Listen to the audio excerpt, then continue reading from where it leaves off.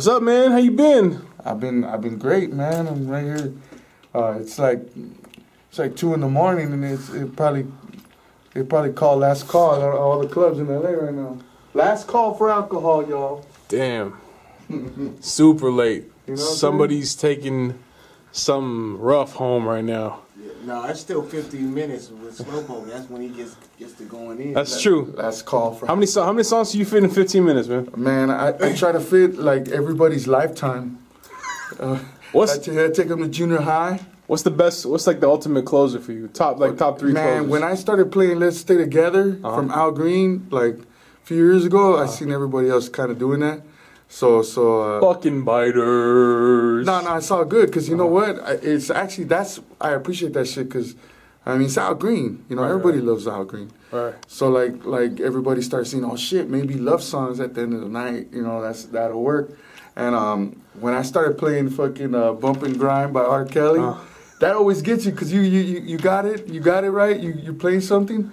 And then, you know, that song starts off with the acapella, right? Right. So, man, once you hear that drop, and everybody's just like, oh, that's my jam. You know, like, that's a good song because everybody in the clubs right now, that's old school to them.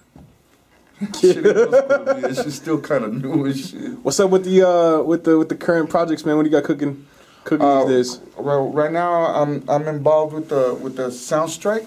And the Sound Strike is an association of artists that, it started with, we were boycotting Arizona because of SB 1070, and we were at the forefront of getting artists educated and doing like a network to not, turn any dollars for the government of Arizona. 1070, for those who don't know, in a nutshell, how would you sum up 1070? It's an initiative, right? In Arizona? It's a lot. It's a what? I said, look in the camera. Don't look at him. I got Luke. It's all good. Look at whatever how you want to look. I'm looking at over there. Nah, but SB 1070 is a law that they're trying to implement. It's in the courts right now, and they're gonna make it okay for cops to harass people of brown skin, or if they think you're foreign, which is what the problem is, that they're going to be discriminating against certain people. They're going to stop them. They're going to ask them for their papers. They're going to ask, jobs to do that. But in the truth of the matter is that it's already happening. Without that law being there, it's already happening. People are getting sent back, and really, we're trying to let people know that, the banks are making money off of that. It's a industry that's blowing up, deporting people and incarcerating them. And somebody's making $1, right? Wells Fargo is. Really? Starbucks is. How so? Well, Wells Fargo is one of the biggest banks that funds the prisons that are being built out there in Arizona. So. Well, even like, and then all the labor that happens, right? Because there's a lot of industries that actually get routed to the prisons, right? Like all the bougie jeans, like there's a couple, like 7 for All Mankind and all that. Right now, what's going on with that? I mean, a lot of those jobs are getting outsourced, And really, like the people that are in Arizona and Texas and all that, they come in seasons, man. And some of them, they've been doing that. It's not nothing new. It's not nothing that started in the 80s. They've been doing that. Generations. They have families on both sides of the board, There's no reason for families to be separated. There's no reason why, you go to school and there might be a 50% chance that your mom might not be there at the end of the day. She might get deported. Right. So that's what the Sound Strike is about. We're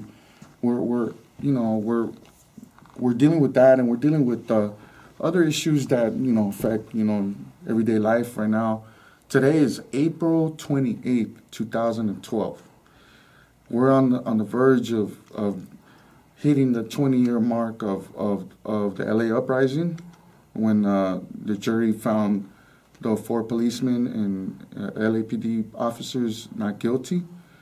And when the city of Los Angeles heard those words come out of that court reporter, and and what happened after that. You know, it was 20 years ago. So the Soundstrike and myself, you know, we made a mix called the LA Uprising mix, and it's coming out on Podomatic. Just go on Podomatic.com and look for Soundstrike, and that's where it's going to be. It's going to come out tomorrow. What was that like for you, man? Because you grew up right in the heart of, I mean, you grew up Inglewood, South Central. Like, where were you? I grew up in Pico Union. Uh-huh. And I bought my house in Inglewood. Right. Yeah. What was it like? What was it like? I was 18 years old, and for me, the first thing that I saw, that I felt when I saw those words or I heard those words was, you know what? We finally caught these 4 policemen beating on someone. That happened in the hood all the time. And we finally caught them on video, and they're still not guilty. And they beat the crap out of us. I mean, at the time, we were dealing with Rampart and the whole crash unit phase of the LAPD. And prior to Rampart coming to light. Yeah, and they used to beat our ass, you know. So we knew that the system was corrupt, and we knew Daryl Gates was corrupt, and all those cops, we knew they were corrupt. And Ronnie King was a victim of what happened. And I mean, if you hear that guy talk, I mean, he had no idea what was going on, you know. But we were, you know, we were distracted by the looting. We were distracted by the violence, you know. I mean, there was victims of what happened, but we were distracted of the real reasons why that happened. And at the time, you know, the SNL scandal was going on, and jobs were scarce. People were losing their jobs at the time, and we were going, you know, we were on George Bush's first and only term, you know. So we were in a state of chaos. There was gangs in every corner of the city. I mean, it was bad, you know.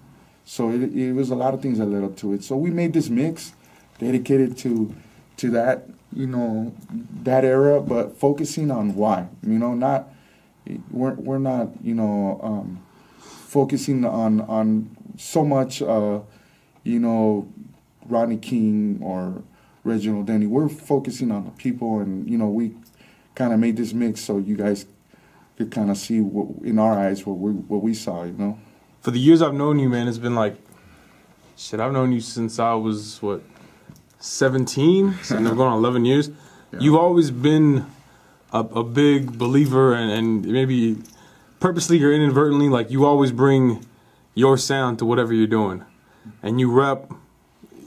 The Sloepoke sound sounds very LA, and it's very, like, the multicultural blending of where you come from. Like, how would you say, metaphorically, like, what's the sound like down there, man? Because you're down there in, you know, the Inglewood area and whatnot. Like, what's the vibe like in the community down there now? Do you think there's a lot more positivity going on and people having hope, or is things kind of stayed the same in some regards? Right now, we're in a situation where we're seeing things like Trayvon Martin and things like that still going on today, and I see a lot of anger.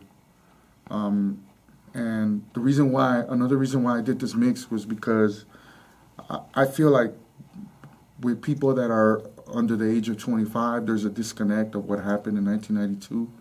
And I know that from experience because I was 17 years old when that happened, and I didn't know nothing about the Watts riots, you know, and I didn't know nothing about the Miami riots. I didn't know about Sleepy Lagoon. So, like, I feel like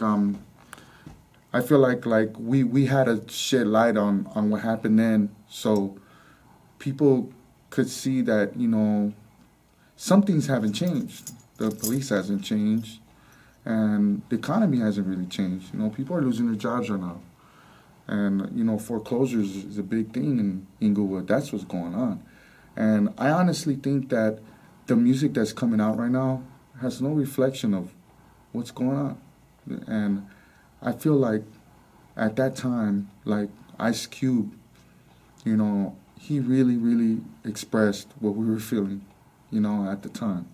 And I can't not even think of one person that's really doing that right now on that kind of level.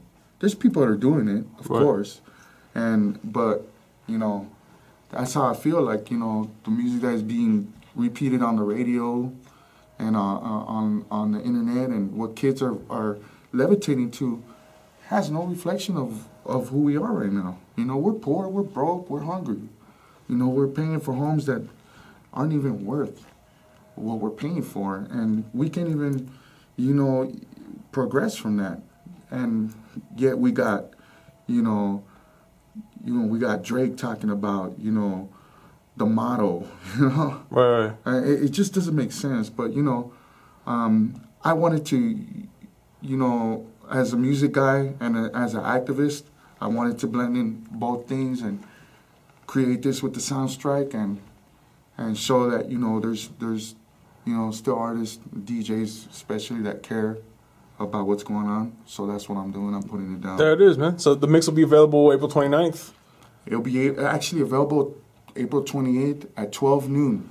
Okay. On Podomatic. And look for the Sound Strike, or just add Sloepoke to the Facebook. It's going to be on there too. So by the time you see this video, the link will be coming right at the end of the video. Yes, and Soundwaves Radio is going to also link it up to where you need to go to find that. That goes without saying, brother. All right, so we're about to go do this. Episode 177, DJ Sloepoke. Peep the audio when you get a chance. Until next time, you got any parting words of wisdom? Just for real, though, add the Sound Strike on Twitter or Podomatic. We got a lot of things going on. Mayday's coming up. We got a lot of things going on. There it is. All right. Peace.